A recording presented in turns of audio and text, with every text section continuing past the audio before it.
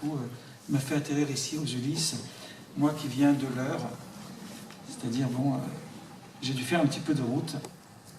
Alors, au départ, je ne savais pas dans quelle mesure j'allais aborder la question du mal, puisque ça se décline en deux axes, tels que tu l'as... excuse-moi. Que Dominique l'a bien formulé. En fait, il y a l'acte, il y a le mal subi et le mal commis, donc j'aime bien plutôt cette expression. Et pour éviter, en fait, de vous laisser sur votre faim, même si vous verrez que je suis absolument d'accord avec ce que dit Dominique, donc moi-même, je resterai sur ma faim quand j'aurai fini de parler, je vais essayer d'aborder un petit peu les deux angles de vue.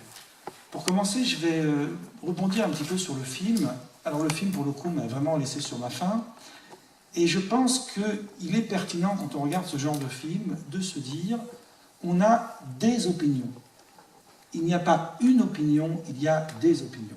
Dans le judaïsme non plus, on sait que lorsqu'on trouve deux juifs, lorsqu'on rencontre deux juifs, on n'a pas encore fini de recenser le nombre de synagogues. Ce qui est une chance.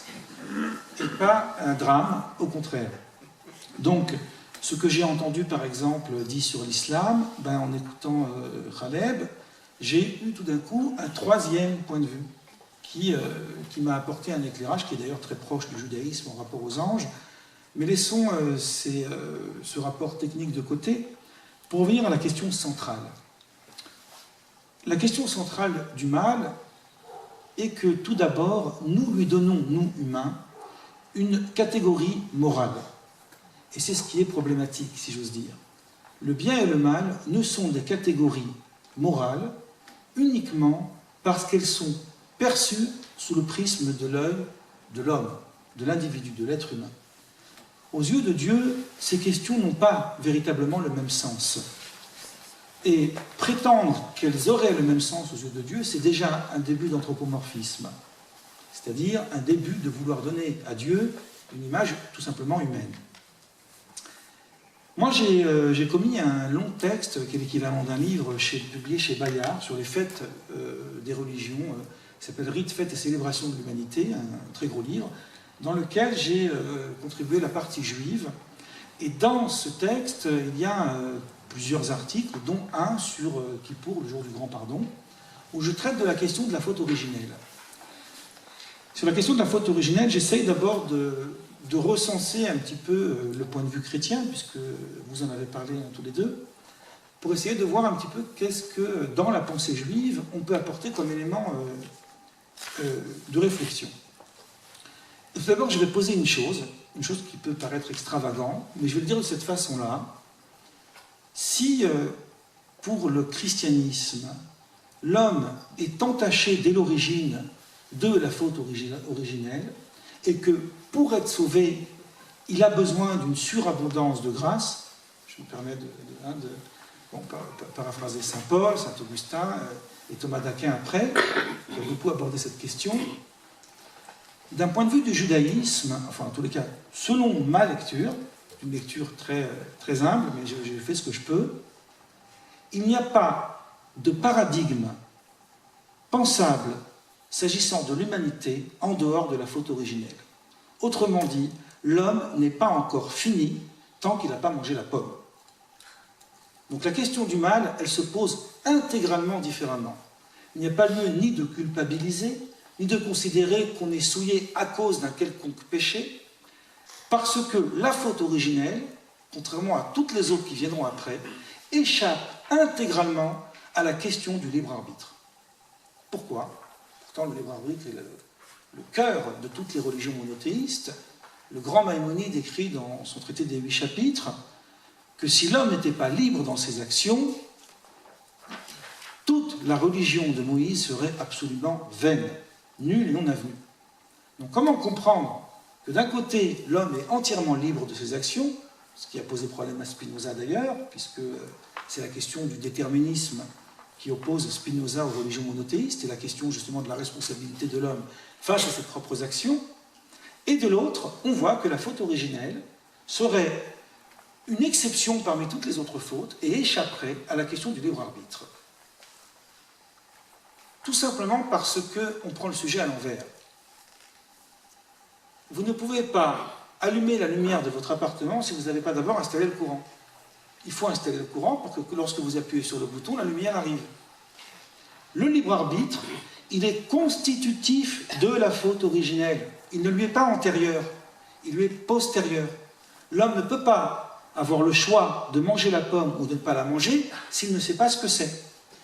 Et pour continuer l'exemple de la lumière, prenez un enfant et vous le voyez s'amuser avec une prise de courant, il saura que c'est dangereux qu'une fois qu'il aura mis ses dents dans la prise. Il en est de même pour l'homme. Lorsqu'il a découvert la possibilité d'exploiter l'électricité, il a compris le danger que ça pouvait avoir lorsqu'il a mis ses mains dans la prise. Il y en a un qui s'est sacrifié pour nous. Autrement dit, la connaissance du bien et du mal, elle est nécessaire à la réalisation de l'homme. L'homme ne peut pas se réaliser s'il ne connaît pas le bien et le mal. S'agissant maintenant du bien et du mal en tant que concept, en tant qu'idée, le grand Maïmonide lui-même, que j'ai cité tout à l'heure, dit au tout début de son Guide des égarés, puisqu'il aborde la question en fait de qu'est-ce qu'elle apporte la notion de l'arbre de la connaissance du bien et du mal par rapport aux capacités mentales, intellectuelles et intelligibles de l'homme, et Maïmonide pose une sorte de concept qui est profondément déroutant pour ceux qui ont une lecture un petit peu, disons, un petit peu rapide des concepts monothéistes. Il dit la chose suivante. Il dit « Seul le vrai et le faux relèvent de la raison. La raison n'a pas la dimension ni le pouvoir de définir ce qui est bien de ce qui est mal. La raison s'intéresse au vrai et au faux. Le bien et le mal ne sont que des opinions. On n'est pas dans une sacralisation du bien et du mal. Alors maintenant, on va essayer de comprendre qu'est-ce que ça veut dire concernant l'homme. C'est un petit peu à la manière kantienne, où Kant, le grand philosophe, parle de ce qu'on appelle l'inclination au bien et l'inclination au mal. La lecture talmudique emploie exactement les mêmes termes, sans faire d'anachronisme, puisqu'elle parle du Yetzer Tov, du bon penchant, et du Yetzer Hara, du mauvais penchant. Or, il se trouve que dans toute la création, chaque fois que Dieu crée quelque chose, il est dit dans la Genèse, et Dieu vit que c'était bon. Vayar Elohim Kitov. Dieu vit que c'était bon. Vayar Elohim Kitov. Dieu vit que c'était bon. Sauf le dernier jour, à la fin totale de la création, une fois que l'homme et la femme sont créés, le verset ne dit plus « et Dieu vit que c'était bon », mais « Vayar Elohim ve'ine kol asher asa tov me'od ». Dieu vit que tout ce qu'il a créé était extrêmement bon. Le Midrash, qui est un texte de la littérature juive très, très important dans les textes juifs, se pose la question, qu'est-ce que ce terme de me'od, de surplus, de très bon, de extrêmement bon, vient faire? Qu'est-ce qu'il y a, qu'y a-t-il à ajouter encore sur quelque chose de bon? C'est bon, ça suffit. Pourquoi ça a besoin d'être très bon? Et le Midrash de répondre la chose suivante. Tov, jusque-là, c'était le bon penchant. C'était la notion du bien.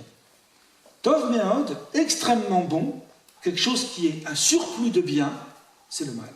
C'est le mauvais penchant. Ah bon? C'est le mauvais penchant? On ne comprend plus rien, là. C'est ça le mal? Alors le Midrash ne se dérobe pas, puis il arrive, il pose la question, il dit, mais comment ça peut être si bien que ça, le mal? D'un coup, on a tout dérouté, là, on a tout balayé d'un revers de main. Et le Midrash de continuer et de dire, oui, c'est une bonne chose. Pourquoi? Parce que si l'homme n'avait pas le mal en lui, il n'épouserait pas de femme, il ne construirait pas de maison. Autrement dit, il ne ferait rien. Non, attends, vous avez mal compris. J'ai pas dit simplement ça. Il n'épouserait pas des femmes, donc il ne ferait pas d'enfants. Il ne construirait pas de maison. Il ne ferait rien. Et on cite un verset de l'Ecclésiaste qui dit « J'ai vu que tout labeur de l'homme n'est que jalousie de son prochain ». Qu'est-ce que ça veut dire? On va l'expliquer pour ne pas que vous croyiez que je suis en train de vous dire que épouser une femme, c'est mal. Au contraire. Le même auteur de l'Ecclésiaste, Salomon dit « Matsa Isha, Matsa Tov ». Qui a trouvé la femme a trouvé le bien. Vous voyez, il faut savoir ce qu'on veut. Est-ce que c'est le bien ou c'est le surplus de bien? Ça serait une trop grande digression, on laissera ça aux questions. Mais l'inverse n'est pas vrai. C'est la femme trouve l'homme. Alors, à vous de me répondre. À vous de me répondre. Moi, je ne sais pas, j'y arrive, on verra. Alors, en réalité, le bien et le mal, nous les définissons, nous, comme des attitudes qui sont normatives dans les textes religieux, là où j'ai justement un point de désaccord avec ce que j'ai vu dans le film, à savoir qu'il y aurait une question des notions de bien et de mal qui échapperait intégralement à la conscience de l'homme et qui serait uniquement définie par une transcendance qui, elle, serait notre objecteur de conscience. Sur une telle lecture, j'ai l'habitude de dire, si Dieu devient notre objecteur de conscience, alors nous sommes perdus. On peut, si on s'en remet à Dieu uniquement et qu'on n'a pas notre propre conscience préalable au texte, autant prétendre qu'il est interdit de tuer en son nom que de justifier tous les crimes au nom de Dieu. À partir du moment où on se remet à Dieu, on n'a plus de conscience. Non, la conscience est un préalable aux religions monothéistes. Mais je vais avancer sur le sujet. Le bien et le mal, en réalité, ne sont pas uniquement des attitudes, puisqu'on a vu que ça relève des opinions, ni des comportements, ni même des phénomènes, parce que certains phénomènes sont mal à cause de leurs conséquences, et parfois ces mêmes phénomènes sont bons à cause de leurs conséquences. Donc on ne sait pas trop bien ce que ça veut dire. Le bien, c'est une donnée froide. Ça renvoie à la conscience. Le bien n'est pas séducteur. On a parlé du tentateur. Il n'est pas séducteur. Il est uniquement une donnée, un énoncé. Voilà ce qui est bien de faire, et voilà ce qui n'est pas bien de faire. Il n'est pas là pour essayer de nous influencer. Il ne fait pas de prosélytisme, le bien, ce n'est pas son rôle. Le mal, en revanche, c'est tout ce qui relève de la dynamique, tout ce qui relève de la passion, tout ce qui relève de l'amour, du désir, de ce qui est constitutif de l'homme. C'est la raison pour laquelle le Talmud dit à propos du verset « Tu aimeras l'Éternel ton Dieu de tout ton cœur », le mot « cœur » se dit « lèvre » en hébreu, ton cœur se dit « lipra », ton cœur. Or, dans la Bible, il y a une lettre en plus. Il n'y a pas écrit « lipra », mais il y a écrit « levafra », on a mis 2 B, alors que la langue hébraïque ne double pas les lettres, c'est qu'en français qu'on voit ça. Et le Talmud, donc pourquoi il y a une double lettre? Et le Talmud répond, pour t'apprendre à aimer Dieu avec tes 2 penchants, avec ton bon penchant et ton mauvais penchant. Autrement dit, l'amour qui est uniquement issu de la conscience, elle n'est pas suffisante. C'est une donnée froide. Elle manque de ferveur, elle manque de dynamisme. Ce que le but de l'homme, en fait, c'est de parvenir à faire que toute sa passion, son désir et son émotion, et tout ce qui va le motiver à agir, va être mis au service du bien. C'est ce qui distingue l'impie, ce qu'on appelle le rachat, du juste. Le juste aussi, il a un mauvais penchant. Mais il a éduqué ce mauvais penchant à avoir autant de désir et de passion pour le bien que le rachat, l'impie, a de désir et de passion pour le mal. Si vous retirez le mal de l'homme, autrement dit, vous lui retirez sa passion, vous l'annihilez intégralement de toute velléité de vouloir servir Dieu. C'est pour cette raison que l'homme qui n'a pas mangé la pomme, il n'est pas encore un homme, il n'est pas encore terminé. La manière de surmonter le mal, ça n'est pas d'essayer d'annihiler en soi ce qui relève de notre propre nature. Et là, pour le coup, on rejoint Spinoza. Pourquoi faire la guerre contre nous-mêmes? Ça ne sert à rien. La véritable manière de le combattre, c'est d'incliner et de diriger tout ce moteur pour le bien. Je vais finir avec une belle métaphore, et puis après je parlerai de la deuxième question qu'on trouve dans le Talmud. Le Talmud dit qu'à la fin des temps, on va tous être réunis pour faire des oraisons funèbres. Ah bon? On sera tous en deuil à la fin des temps, alors que ça y est, c'est fini, la belle histoire commence. Et le Talmud dit oui, on sera, c'était à mon avis un enseignement très, très, très puissant, on sera en deuil parce que Dieu va détruire le mal. Ah bon? Mais pourquoi on va devoir être en deuil parce que Dieu détruit le mal? Et le Talmud de répondre, au moment où Dieu détruira le mal, les justes et les impies pleureront. Ah bon? Pourquoi ils pleureront? Les justes pleureront parce qu'ils se diront, mais en fin de compte, le mal, c'est une montagne infranchissable. Comment avons-nous réussi à surmonter cette haute montagne? Et les impies diront, Mais comment le mal, c'est juste un poil de cheveux, comment on a fait pour ne pas être capable de le surmonter? Vous voyez comment le rapport au mal, il change en fonction du regard que nous avons. Et nous qui connaissons, parce qu'on est tous humains, la tentation, on comprend ce que cette métaphore veut dire. Autrement dit, il y a une norme, si j'ose dire, une conception juive, qui est l'idée du tikkun, l'idée de la réparation. C'est un petit peu ce que Catherine Chalier a dit dans la vidéo. Lorsque Dieu crée le monde, il n'est pas encore terminé. Asher bara Elohim, nous dit la Genèse à la fin du récit de la création, que Dieu a créé la Asot pour faire. Charge à l'homme de parachever l'œuvre divine. Donc, de finir la création que Dieu a commencée. Pour pouvoir y parvenir, il faut se constituer comme étant fait et fabriqué, si j'ose dire, et créé à partir de tous les éléments qui composent l'humanité. Et j'en viens donc, à partir de cette idée, à la deuxième question, c'est-à-dire la question de la souffrance. Alors, votre serviteur a abordé un chapitre dans ce livre que vous en aurez à la fin, Israël-Palestine, appel à la lumière de la Torah, qui s'appelle « L'épreuve du sacrifice d'Isaac dans la conscience identitaire d'Abraham », dans lequel j'aborde un petit peu cette question-là, notamment liée à la question de la souffrance, à la question du mal, et aussi ce que les théologiens, ou surtout d'abord les philosophes dans le judaïsme, dans le monde juif, ont essayé d'apporter comme réflexion après la Seconde Guerre mondiale, après le terrible Shoah, où ont péri 6 millions de juifs et d'autres encore qui ont péri dans les camps. Sur cette question, j'avais fait une conférence il y a pas mal d'années à l'Institut catholique de Paris, et dans lequel j'ai dit la chose suivante. J'ai dit qu'en réalité, donc là c'est là où je rejoins Dominique, c'est pour ça que je me suis dit, il vaut mieux que je le dise, qu'en réalité, on va s'apercevoir que chaque fois, dans toute la Bible, Ancien et Nouveau Testament confondus, que Dieu est interrogé sur la question du mal, il botte en touche. Il ne répond pas. Il se faufile. Il est fuyant. Pourquoi? Parce que d'un point de vue théologique, la vraie problématique, en fait, la vraie réponse plutôt, qu'on peut apporter à la question du mal, c'est davantage la théologie de la question que celle de la réponse. Pourquoi on ne pourrait pas apporter une réponse toute simple et dire que Dieu punit l'homme pour ses fautes? Il a fauté, il est puni, puis c'est tout. Parce que si on donnait cette réponse, on plaiderait contre l'homme. Alors pourquoi ne pas dire que l'homme qui souffre, eh bien Dieu est responsable de ce qu'il fait contre l'homme? Si on disait ceci, on plaiderait contre Dieu. Or, dans l'aventure humaine de la création, je l'ai dit juste avant, l'homme est un associé de Dieu. On est tous les deux sur un même bateau. On a un projet ensemble. Donc si l'homme souffre, Dieu souffre avec lui. Et c'est ce que dit le Talmud à propos de... Pardon, excusez-moi.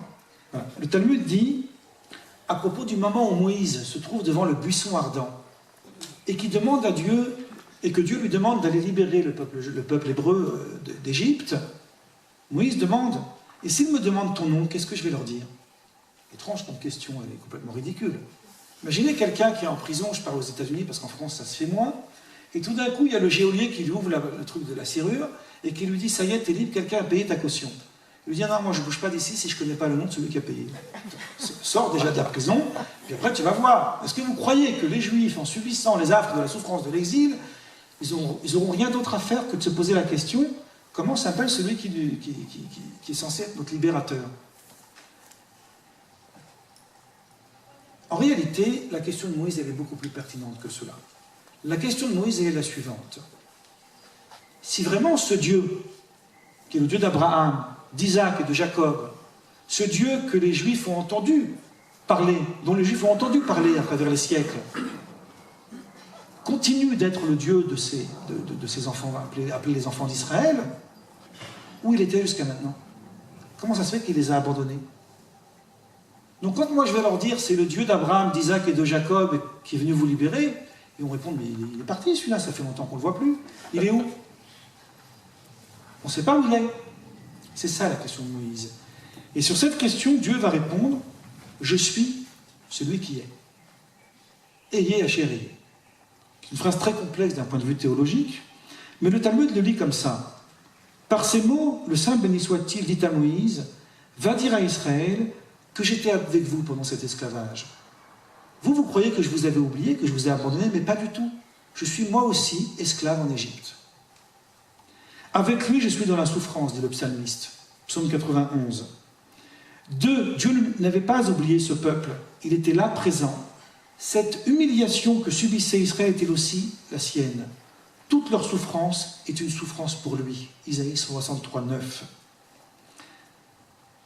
Et je vais finir avec ce texte édifiant, qui est un texte qui mérite méditation, de Hans Jonas, dans le concept de vie après Auschwitz. C'est un tout petit texte, très court, très dense, du philosophe Hans Jonas, qui a écrit une sorte de manifeste après les camps de la mort. Il aborde donc la question de savoir comment justifier le fait que Dieu puisse être innocent du mal du monde.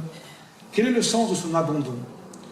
Jonas nous invite à penser Dieu hors des catégories communément admises, qui expriment Dieu en qualité de puissance et d'omnipotence. Si le concept de la toute-puissance de Dieu, nous dit Hans Jonas, ne peut coexister avec celui de sa toute-bonté, après Auschwitz, on est obligé, pour ne pas l'abandonner, de le repenser à partir d'un autre regard.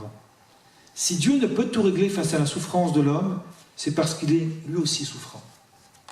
Il y a donc, et là on rejoint évidemment la pensée chrétienne, il y a donc dans cette idée une sorte de relation intime entre l'homme et Dieu. Et cette relation intime ne vaut que si on prend acte que le cœur de la question du mal, ces tensions et ce qu'elles apportent, sont tout simplement constitutives de l'homme, et que le but de l'homme, s'il tentait de dire qu'il veut y échapper, c'est d'abord de tenir compte de cette réalité-là. Voilà, je vous laisse le reste aux questions. Merci beaucoup.